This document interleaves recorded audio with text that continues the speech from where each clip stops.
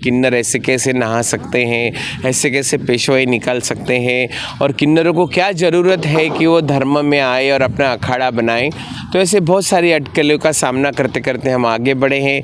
कई बार तो ऐसे हुआ 2016 में कि हमारा परमिशन कैंसिल कर दिया, प्रशासन ने हमें सपोर्ट नहीं किया, कोई हमारे साथ बॉडीगार्ड नहीं, कोई पुलिस वाला नहीं, कोई प्रशासन का कोई एक व्यक्ति नहीं नाम का, सब ने हमें विरोध किया कि आपकी पेशवाई नहीं निकलेगी। जब हमने हमारे बलबूते पे ये पेशवाई निकाली और सब प्रशासन को बोला कि अगर हमारी पेशवाई अगर आज नहीं निकलेगी यहाँ पे उज्जैन में, तो उज्जैन के चारों ओर के रास्ते बंद हो जाएंगे और हमारे जितने भी किन्नर है ये अपने आप को जला लेंगे। फिर तो बदनाम हैं ही हम कि किन्नर नंगे होते हैं, गाली देते हैं, क्योंकि ये समाज की वजह से हम ऐसे बने हैं। मैं पैदा हुई तो मुझे नहीं पता था या मेरे माँ बाप को नहीं पता था कि मैं कौन सा जेंडर लेके आ रही, मैं कौन सा लिंग लेके आ रही हूँ। लेकिन जब मैं ऐसी जेंडर में पैदा हुई तो कहीं ना कहीं समाज, रिश्तेदार, हमारे घर वाले, परिवार वाले, उन्होंने जो विरोध हमारे लिए किया है कि अरे हमने सही में कोई बड़ा पाप किया है। किन्नर का आशीर्वाद और किन्नर का 1 रुपया सब मांगते हैं, क्योंकि उनको पता है कि किन्नर के आशीर्वाद से मेरा घर परिवार, मेरे घर में धन संपत्ति सभी आएगा। लेकिन अगर किन्नर को एक काम की ज़रूरत है कि किन्नर नहीं चाहता है रास्ते पे भीख मांगना, और वो चाहता है कि मैं किसी ऑफिस में काम करूं, अगर मैं पढ़ी लिखी नहीं हूं तो मुझे कोई 5,000 10,000 घर का काम दे दे, मैं बर्तन ही घस लूँ, लेकिन समाज वो नहीं चाहता है। हम प्रयागराज में हैं और प्रयागराज जब आते हैं तो एक श्लोक बड़ा हृदय में आता है। कहते हैं कि माघ मकर रविगत जब होए तीर्थपति आव सब कोई। तो कौन कौन आएगा? देव दनुज किन्नर नरश्रेणी सादर मज्जय सकल त्रिवेणी। तो इस त्रिवेणी के पावन घाट पर सभी मज्जन करने आते हैं, स्नान करने आते हैं और दर्शन करने आते हैं। ऐसे में सेक्टर 16 ये इसलिए भी हाईटेक बना हुआ है क्योंकि यहाँ पे किन्नर अखाड़ा भी है, बड़े तादाद में लोग आएंगे और इस बार का महाकुंभ थोड़ा अलग भी होने वाला है, हाईटेक है, AI से जो है लैश है और ड्रोन कैमरे से सारी सुसज्जित की जा रही है, प्रशासनिक व्यवस्था अच्छा है। लेकिन इसके साथ साथ किन्नर अखाड़ा भी पिछली बार जिस तरीके से हाईटेक बना हुआ था, इस बार और अलौकिकता देखने को मिलेगी। बड़ी संख्या में देश दुनिया से लोग आएंगे। हमारे साथ महामंडलेश्वर पवित्रा माई जी हैं, आइए जानने की कोशिश करते हैं कि आखिर में कैसी तैयारी चल रही है, क्या कहेंगे, क्योंकि किन्नर के बारे में बड़ी भ्रांतियां हैं समाज में। जय श्री महाकाल, ओम नमो नारायण। मैं हूँ माँ पवित्रानंद गिरी, महामंडलेश्वर किन्नर अखाड़ा एवं जूना अखाड़ा की। और भ्रांतियाँ तो पहले से हमारे समाज में हैं, चाहे मुग़ल ले लो, ब्रिटिश ले लो, और अभी तो हम एक सोशल समाज और हमारे सनातन में हम जी रहे हैं। ये कलयुग है और कलयुग में जो चीज़ हो रही है वो उस युगों के आशीर्वाद से आज किन्नर यहाँ पर हैं। और बात यह है कि जिस समाज को, जो समाज ने फेंका हुआ हमारा एक समाज था जो दूषित था, हमेशा दर्द भरा था, आज वो समाज कहीं ना कहीं अपने आप को लेके सामने आया है और सनातन से जुड़ने का पूरी तरह प्रयास में है। 2016 में जब इस किन्नर अखाड़े का गठन हुआ तो बहुत सारी अटकलें हुई, साधु संतों ने, हमारे समाज वालों ने, सभी ने बहुत कड़ा विरोध इस चीज़ को किया। इस समाज में बहुत ज़्यादा भ्रांतियाँ इसलिए थी क्योंकि कहीं ना कहीं जिस घर से हम आए हैं, जिस माँ के कोख से हमने जन्म लिया है, वही संस्कृति से आज तक हम इसी दुख में हैं कि हमें हमारे माँ बाप कब मिलेंगे, हमारा समाज कब मिलेगा। लेकिन इसी को देखते हुए हम जैसे जैसे बड़े हो गए हैं तो हमें पता चला कि हमारा भी अस्तित्व है और इस अस्तित्व को आगे लाने के लिए हमने 2013 में एक बातचीत से हमने शुरू किया है कि हम भी एक सनातन के साथ जुड़ेंगे और हम लोग किन्नर अखाड़े का गठन हमने शुरू किया है। डॉक्टर लक्ष्मी नारायण त्रिपाठी जो इस वक्त हमारे अखाड़े की आचार्य जी हैं और मैं माँ पवित्रानंद गिरी, हम दोनों और ऐसे बहुत सारे हमारे साथ जुड़े हुए कुछ हमारे किन्नर माइया थी, तो हमने ये गठन किया।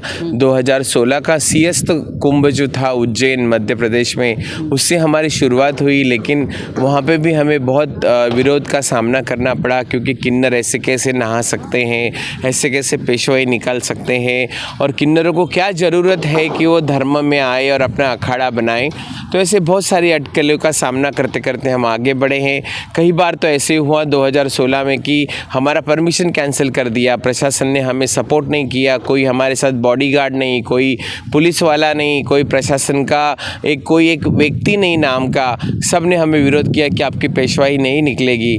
जब हमने हमारे बलबूते पे ये पेशवाई निकाली और सब प्रशासन को बोला कि अगर हमारी पेशवाई अगर आज नहीं निकलेगी यहाँ पे उज्जैन में, तो उज्जैन के चारों ओर के रास्ते बंद हो जाएंगे और हमारे जितने भी किन्नर है ये अपने आप को जला लेंगे। फिर तो बदनाम हैं ही हम कि किन्नर नंगे होते हैं, गाली देते हैं, क्योंकि ये समाज की वजह से हम ऐसे बने हैं।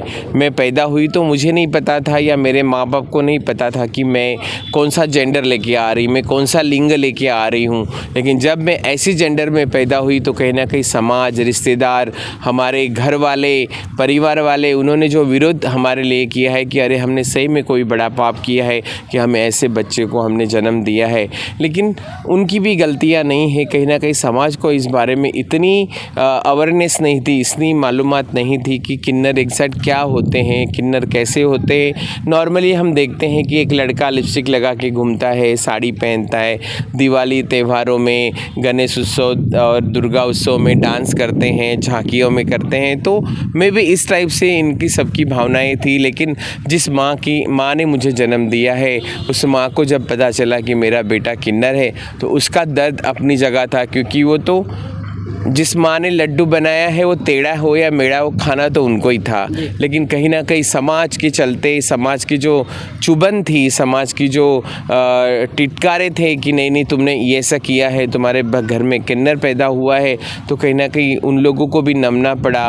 शर्म के लिए, अपने दूसरे बच्चों की शादी ब्याह के लिए हमको हमारा घर छोड़ना पड़ा कि मैं नहीं चाहती थी कि मेरे माँ बाप दुख में रहे, मेरे भाई बहन दुख में रहे। क्योंकि अगर मेरी बहन की शादी नहीं हो रही तो उसका कारण मैं हूँ कि अरे तुम्हारे घर में तो किन्नर है, भाई की शादी नहीं हो रही तो अरे तुम्हारे घर में तो किन्नर है, हम अपनी बेटी कैसा देंगे। तो ये सारे जो हमारे परिवार के, हमारे समाज के जो अटकलें हैं, ये दुविधा है, इसे दूर करने के लिए हमने अपने आप घर से हमें बाहर जाना पड़ा और एक ऐसे समाज में रहना पड़ा कि जहाँ सिर्फ मेरी भावना वही समझ सकते हैं और मैं खुल के ज़िंदगी उनके साथ जी सकती हूँ। वहाँ मुझे मेरे माँ बाप की, भाई बहनों की, रिश्तेदारों की या मेरे समाज की मुझे ज़रूरत कभी नहीं पड़ी।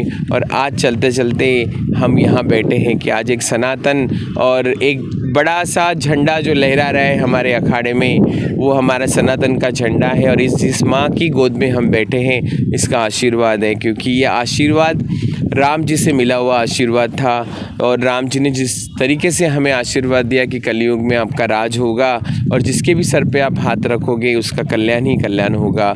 और आज उसके आशीर्वाद से हमने उज्जैन कुंभ किया है, 2019 का प्रयाग का अर्ध कुंभ किया है, फिर 2021 में हमने हमारी हाजिरी हरिद्वार में लगाई है कुंभ में। आज फिर से हम लोग 144 साल के बाद आने वाला जो कुंभ है, ये है महाकुंभ 2025, जिसकी तैयारी में हर कोई देश का बच्चा लगा है। उतना उत्साह है। एक बड़ा सा त्यौहार, प्रयागराज को छोड़ के एक नई सिटी, जब गंगा की गोद में नया शहर बस रहा है जो 24 घंटे झिलमिलाता रहता है। और आज हम उस नगरी में बैठे हैं कि वहाँ गंगा का आशीर्वाद, गंगा का जो धरती पे हम चल रहे हैं, ये सबसे बड़ा आशीर्वाद हमारे लिए है। भाई जी, एक चीज़ और जानना चाहते हैं, जैसा आपने कहा कि नहीं परिवार में भी एक तरीके का वेदना थी परिवार के लोगों की कि आखिर में शादी नहीं हो पाएगी। उसके साथ एक शब्द आपने और जोड़ा कि आशीर्वाद लोग चाहते हैं, उनका सब कुछ फलीभूत हो, आगे चले। तो जो यहीं पे एक बड़ा अपभ्रंश आ रहा है कि आप तो आशीर्वाद चाहते हैं लेकिन एक्सेप्टेंस नहीं चाहते। तो ये सबसे बड़ी दुविधा है और बहुत बड़ी हमारे लिए भी एक दर्द भरी कहानी है, क्योंकि किन्नर का आशीर्वाद और किन्नर का 1 रुपया सब मांगते हैं, क्योंकि उनको पता है कि किन्नर के आशीर्वाद से मेरा घर परिवार, मेरे घर में धन संपत्ति सभी आएगा। लेकिन अगर किन्नर को एक काम की ज़रूरत है कि किन्नर नहीं चाहता है रास्ते पे भीख मांगना, और वो चाहता है कि मैं किसी ऑफिस में काम करूं। अगर मैं पढ़ी लिखी नहीं हूं तो मुझे कोई 5,000 10,000 घर का काम दे दे, मैं बर्तन ही घस लूँ, लेकिन समाज वो नहीं चाहता है। आशीर्वाद के लिए किन्नर चाहिए, लेकिन किन्नर को जब समाज की ज़रूरत है तो उनको किन्नर नहीं चाहिए। उसे हीन नज़रों से देखा जाता है, उन्हें प्रताड़ित किया जाता है, कई बार कितने किन्नरों का रेप किया जाता है। और ये सारी चीज़ें जब समाज में होती है तो कहीं ना कहीं हमें लगता है कि हम अपनी जगह पे सही हैं, हम हमारी 2 ताली बजाते हैं और हमारे पेट में 2 निवाले डालते हैं और हम लोग इसमें खुश हैं। लेकिन आज की स्थिति अगर देखें तो किन्नर हर सेक्टर में है।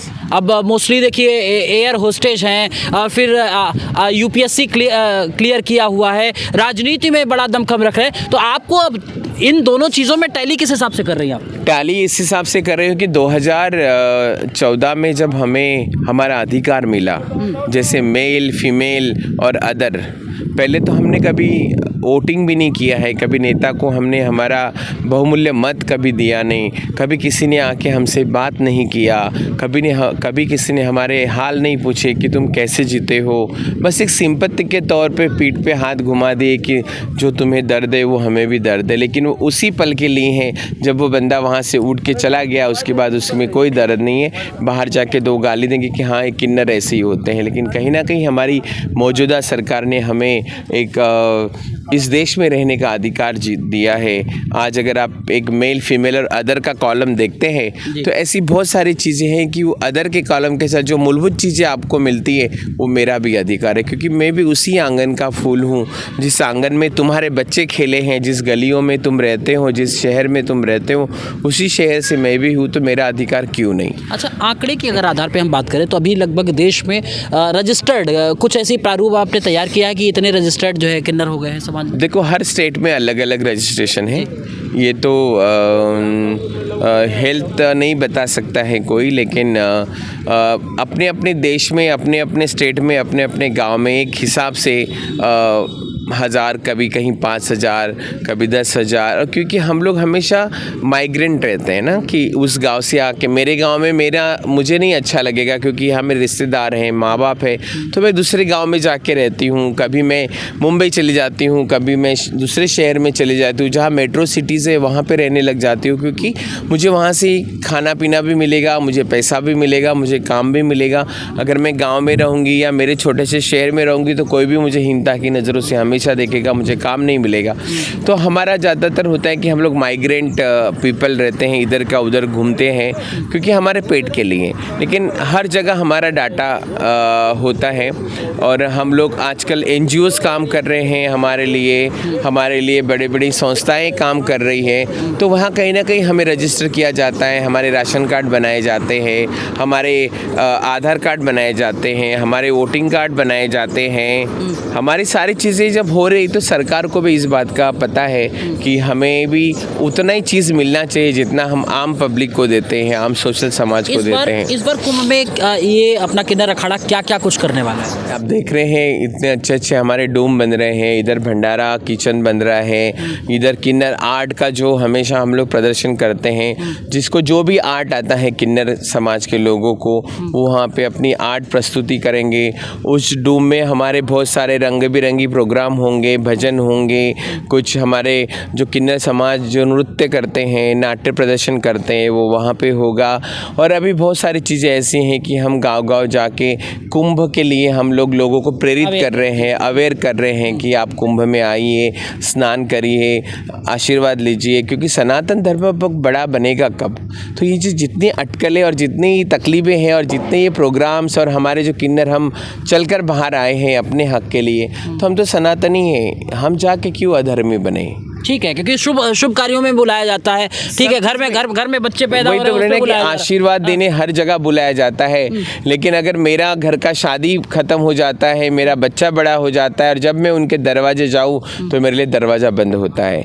कहीं ना कहीं ये समाज से ये जो मिसकंसेप्शन है ये बाहर करने के लिए हम किन्नर अखाड़ा हमेशा तत्पर हैं। और जो आने वाली जनरेशन है, जो रोज़ बच्चा पैदा होता है, 100 में से 4 हमारे समाज के होते हैं, किन्नर निकलते हैं। जेंडर बोल के कोई आएगा नहीं, लेकिन इसी चीज़ के लिए हम काम कर रहे हैं कि हमारा किन्नर अखाड़ा अवेयरनेस कर रहा है और बहुत सालों से कर रहा है। हमारे इंस्टीट्यूट हैं, हम उनको एजुकेशन दे रहे हैं, हम उनको नौकरी के लिए अप्रोच कर रहे हैं हमारे समाज को कि ये काम करो, ये पढ़ाई करो, क्योंकि आने वाली जनरेशन नहीं चाहती है कि हम भीख मांगे, ताली बजाए, रास्ते पे ढोलक बजा के डांस करें। नहीं, सभी पेरेंट्स को उनके जो पालने हैं, जो माँ बाप है, उनको समझाते हैं कि अपने बच्चों को बाहर मत निकालो, अपने बच्चों के साथ रहो, उनको बड़ा करो, उनको पढ़ाओ लिखाओ। जब वो बड़ा हो जाएगा तो अपना लाइफ खुद ही चुनेगा और अपना लाइफ अच्छे से बिताएगा। तो सबको विनती करते हैं एक चीज़ हमेशा। ये समझने की कोशिश की, जैसे कि सनातन धर्म में जो अलग अलग अखाड़े हैं उनमें जो पैरामीटर तैयार किया है, कैसे इसमें महामंडलेश्वर या फिर शंकराचार्य तक की सीढ़ी जा रही है? जो 13 अखाड़े में जो विकासित है, आकर्षित है कि मापिंग है कि ये होना चाहिए, उसके लिए ज्ञान देखा जाता है, उसकी पढ़ाई एजुकेशन देखा जाता है, वो कितना तत्पर है। अगर मैं किसी साधु के सामने रहूं तो मुझे कितना धर्म के बारे में पता है, इस लेवल पे हम लोग बनाते अगर हैं। हम ये जानना चाहें, दर्शक जानना चाहें कि पवित्रा माई ने एजुकेशन कहाँ तक लिया है? मैं बीएससी नर्सिंग हूँ नागपुर मेडिकल कॉलेज से। मैं रहने वाली महाराष्ट्र से हूँ। नागपुर में मेरा एजुकेशन हुआ है और जहाँ मेरा जन्म हुआ है वो अमरावती शहर है, जो नागपुर से 3 घंटे दूरी पर है। महाराष्ट्र में एक विदर्भ एक एरिया है जहाँ पे 10-12 डिस्ट्रिक्ट्स आते हैं और उसी एरिया की मैं रहने वाली हूँ। पवित्रा माई के घर में लोग कौन कौन थे? क्या मेरे 9 भाई बहन हैं। मेरे पापा खेती करने वाले हैं और हम लोग सभी भाई बहन हम लोग सब मेडिकल फील्ड से अटैच है। आना जाना कभी कभार होता है? मैं अभी तो सभी जाते हैं क्योंकि अभी हमारा ओहदा थोड़ा बढ़ गया है और हमने कभी बुरा काम नहीं किया है। और आज हमारे घर वाले या हमारे रिश्तेदार, जिस एरिया में मैं मेरे एनजीओ चलाती हूँ, नागपुर में, अमरावती में, चंद्रपुर में, मैं मेरी कम्युनिटी के लिए काम करती हूँ, LGBTQI के लिए। और मैं 24 साल से महाराष्ट्र गवर्नमेंट से ग्लोबल फंड इसके प्रोजेक्ट चलाती हूँ और मैं मेरी एरिया में मुझे सभी जानते हैं। अब वो द्वेष जो अभी एक दर्द आप बता रहे थे कि किन्नर का, वो कहीं ना कहीं 75% दूर हो रहा है क्योंकि हम मान नहीं सम्मान चाहते हैं। समाज अगर एक कदम हमारे तरफ बढ़ाएगा तो हम 2 कदम उनके तरफ चलने के लिए तैयार है। बस एक बार हमें थाम लो और हमारे दर्द को समझो। जी, मैं बहुत बहुत धन्यवाद जय आपका। कुल मिलाकर के आपने पवित्रा माई की बातें सुनी और वाकई में समाज में जो अवधारणा है इसको बदलना होगा, क्योंकि हम आज 21वीं सदी से अब जो मॉडर्न टेक्नोलॉजी है उसको यूज़ करके आगे बढ़ रहे हैं और धर्म की पताका भी इस महाकुंभ से लहराया जा रहा है।